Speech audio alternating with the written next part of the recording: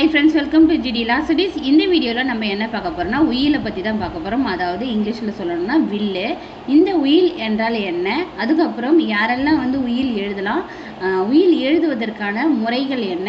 உயில் எழுதுனா அதை ரெஜிஸ்டர் பண்ணணுமா வேணாமான்றதை தான் இந்த வீடியோல நம்ம பார்க்க போறோம். வீடியோக்குள்ள போறதுக்கு முன்னாடி இந்த சேனலை ஃபர்ஸ்ட் டைம் பார்க்குறீங்கன்னா சேனலை சப்ஸ்கிரைப் பண்ணிட்டு கூடவே இருக்கிற நோட்டிஃபிகேஷன் பெல்ல ஆல் கொடுத்துக்குங்க. வாங்க வீடியோக்குள்ளே போகலாம். இந்த வீடியோவை எதுக்காக மேக் பண்ணியிருக்கேன்னா நிறைய சப்ஸ்கிரைபர்ஸ் வந்து உயிர் சம்மந்தப்பட்ட நிறைய கொஷின்ஸ் கேட்டிருக்காங்க. ஸோ இதை பற்றின ஒவ்வொரு வீடியோவை மேக் பண்ணி போடலாம்னு சொல்கிறது தான் இந்த வீடியோவை நான் ஸ்டார்ட் பண்ணியிருக்கேன். வாங்க வீடியோக்குள்ளே போகலாம். ஃபஸ்ட்டு உயில்னா என்னன்னு சொல்லிட்டு பார்த்தலாம்.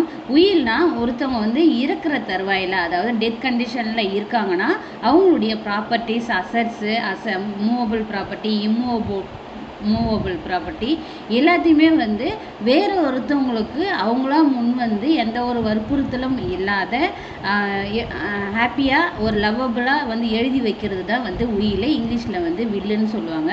இதில் லீகல் டேர்ம்ஸ்ன்னு பார்த்தீங்கன்னா உயிலை எழுதி வைக்கிறவர் வந்து டெஸ்டேட்டரும், அந்த உயிலால் பயனடைகிறவர் வந்து லெகட்டின்னு சொல்லுவாங்க.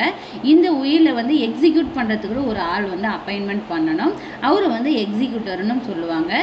இந்த உயில் எந்த ஆக்டுக்கு கீழே வரும் பார்த்தீங்கன்னா இந்தியன் சக்சஷன் ஆக்ட் 1925 கீழே வரும். அதுக்கப்புறம் இது வந்து முஸ்லீமுக்கு வந்து பொருந்தாது. ஏன்னா அவங்களுக்கு